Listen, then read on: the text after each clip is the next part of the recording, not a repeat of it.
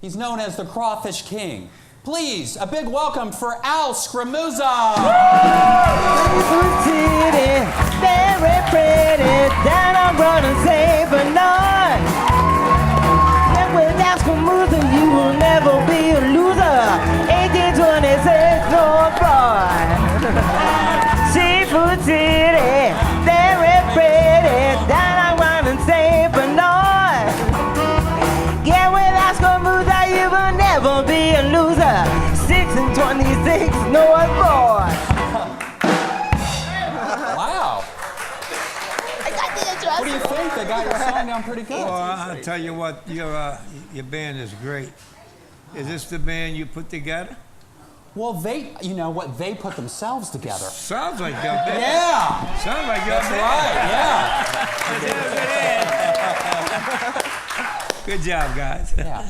Well, for those of you who may not be from New Orleans or weren't old enough to remember this, we're actually going to play one of your old Seafood City commercials that you're kind of famous for. If we want to bring on the lights a little bit and roll the video, Joey. Dr. Scramuzza, I heard about your wonder treatments. Can you help me with my arthritis? Take this prescription for the 1 pound of boiled shrimp for 7 days. You may hop, skip, and jump again, my dear. Oh, thank you so much, Doctor.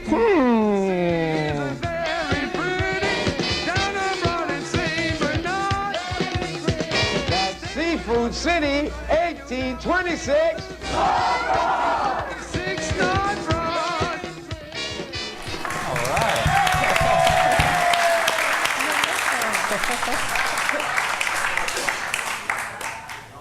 You haven't aged a bit since then, Al. Well, you know, I try. Is it the crawfish? Is that your secret?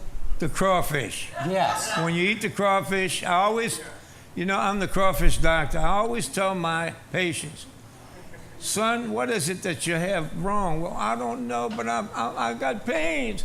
Well, hey, you take 2 crawfish tonight and call me in the morning. It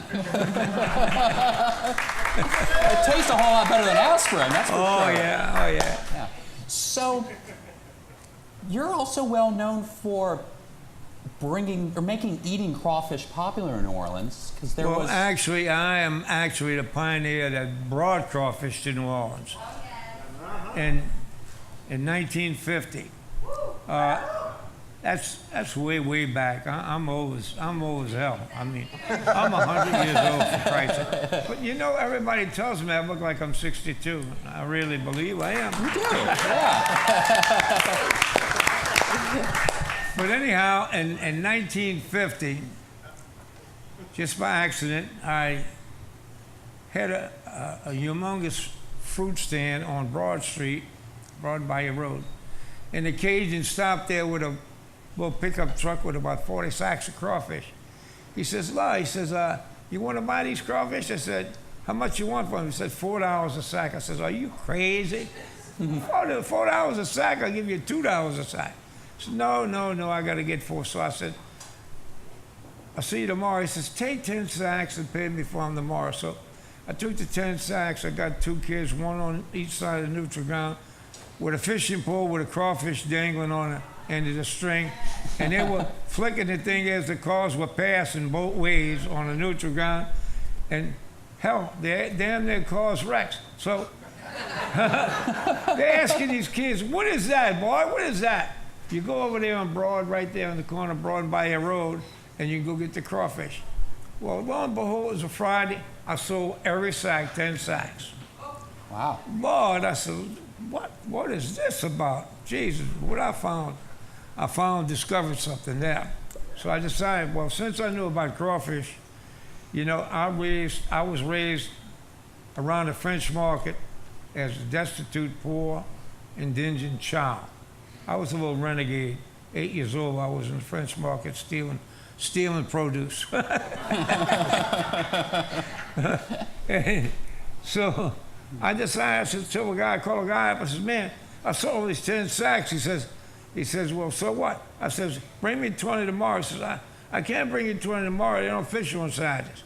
I said, well, bring me 20 sacks. They don't fish on Sundays. I said, well, bring me 20 sacks Mondays. I said, why the hell do they fish? you got these crawfish? He says, Tuesday. I miss what. So this guy could not supply me. Every time I ordered like 40 sacks, he'd bring me 20 sacks. I'd order 15 sacks, he'd bring 5 sacks. So one morning I woke up real early, I knew where he lived, and I followed him, and he went to buy your pigeon. And they had this little corner bar, and I saw him going in. So I went down the road, and they had this old cage, you know, one of the walks there where they tie the boats. Say, hey, who's in? I said, you fish crawfish? He said, oh, yeah. I said, who's that guy over there in the corner? He said, that's my cousin. He buy all the crawfish. I said, you do? I said, what about you? You fish? Oh, I sold to him for 2 cents a pound. Oh, 2 cents a pound. I said, you sold to him 2 cents a pound? I'm paying 10 cents a pound to this guy? I said to myself, I said, I'll tell you what. Will you sell me the crawfish for 3 cents a pound? He said, yeah. I said, can you get your cousins to sell them to you and you make a penny? Yeah. So I started doing that, and every day I'd go and get all the crawfish that just about could be harvested. Wow. And it went on from there. And so people weren't in New Orleans weren't at that time used to eating crawfish, and in New Orleans it was just like waking up in the morning trying to find out what time of the day it was. People in New Orleans did not know about crawfish. Crawfish was like, to the greater New Orleans area in southern Louisiana, a trash food. In Michigan, it's still a trash food. But anyhow, as a young child being indigent, and I came up, you know, around the French Market, and we're very poor. On weekends, six or seven guys would go fish crawfish, come back with 15, 20 sacks, and they'd boil these crawfish all day long, and people in the entire area would come with their pots and pans and get the boiled crawfish. And that would happen, you know, all during the crawfish season. But only in our area, in the poor areas, people didn't know about them. So I remember that when this guy came by with these crawfish, he says, listen, I know how to boil these things. We used to eat them years ago because we were very poor. I think I could boil these crawfish, and, you know, so I started boiling the crawfish, so 4 pounds for $1, boiled crawfish. When was the last time you had boiled crawfish 3 pounds for $1? That's been a while. Oh, it's been a while. But you had them 3 pounds for $1. Now it's $1 for 3 pounds. $3 for $1 pound. Yeah. I got it back. Sorry, but it's been a real good ride. You know, I started advertising on actually WDSU was the only channel that there was in 1950, and then I think in 51 or 52, WWL came and started advertising. I had to pull teeth to teach people how to eat crawfish. They didn't know how to cook them. They didn't know how to clean them. They didn't know how to season them. They didn't know how to hold them or suck their heads or do none of that. But nowadays, what? If you got somebody's crawfish and you take a crawfish, you better watch your arm. Yeah. But it's been real good, you know, and I decided, you know, advertising in the newspaper and on TV, you know, doing still ads. In those days, we used to do still ads. I decided to do I put a real rigorous thing together when I made up my mind, and I wrote all these 8 or 9, maybe 10 commercials that I do.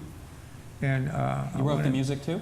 I wrote the music too, yeah. You directed and produced it, everything? See, I was in the record business for years. Right, yeah. In fact, let's go from crawfish to music. Yeah, you were a record producer, and yes, you worked with some greats. I was a record producer, exactly. I had my own album, my own labels. Scram Records. Scram Records and Power Pack Records and Soul Time Records, and I did mostly strictly funk. I mean, it was a good ride. I had some real musicians, really good. I brought guys into my stable, really were good musicians. Eddie Bo had so much talent. Yeah. Eddie Bo, I put him on the map. He had so much talent. And I could remember when I used to go in the studios and we'd be cutting tunes and we'd see Alan. Alan would stop, and Alan Toussaint, I'm talking. Alan would talk to Eddie about keys and different moves, all kinds of different moves. And these two guys used to, rap after we did our thing for like 12 hours, rap about what's going on in the music, what type of thing they're gonna do, et cetera, et cetera, et cetera. For half an hour, I want to go home. But we used to go in the studio there. Actually, at one time, New Orleans had a sound that everybody in the country came to get. Start with Fats Domino, all of them. The sound that Fats Domino had from the sound of Alan Toussaint. And everybody would just pounce on New Orleans. At studios, you couldn't get the time. And we'd always get studio time like at night from 10 in the morning to maybe 10 in the morning, 10 at night to 10 in the morning. I'll go 24 hours. Oh, wow. I used to buy a case of liquor, a Jack Daniels, and get these guys, and they'd go to Groove's Bar. And I tell you what, we cut some tunes. God have mercy, we did cut some tunes.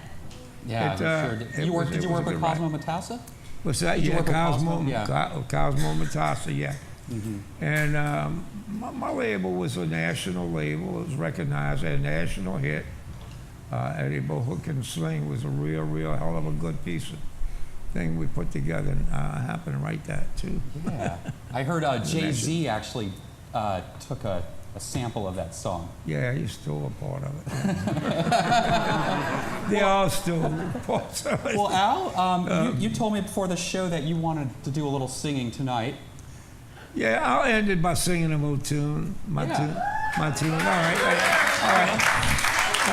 I want to thank you. I'm so grateful. Oh, yeah. For inviting me out. It's a joy to have you on the show. Great show. Let's give him a hand. Give him a hand.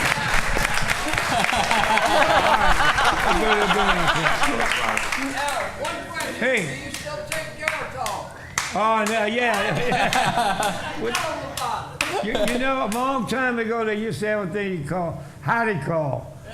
You take the howdy call and cured everything you had, even the if you had bad toenails.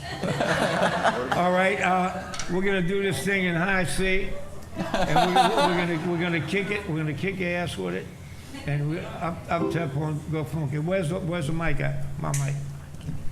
We're gonna. Okay. And C, and y'all gonna pick it up. All right.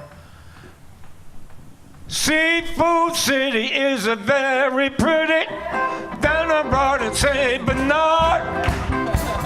Stay with Scramuzza and you'll never be a loser. 1826 North Broad. Seafood City, very pretty.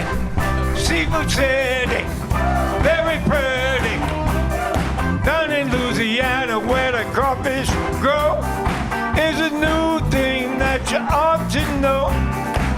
Scramuzza is a crawfish king. Baby, what you do is the crawfish thing. Doing a crawfish. And it goes like this. You gotta pick up your feet. Get that beat. Do the crawfish. Shuffle to the left.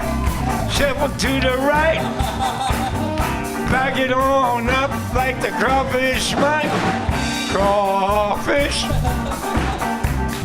and it goes like this. Crawfish, we're doing the crawfish. Y'all gotta go. Crawfish, crawfish. Doing a crawfish, crawfish, crawfish, crawfish. It's a very good dance. Oh yeah.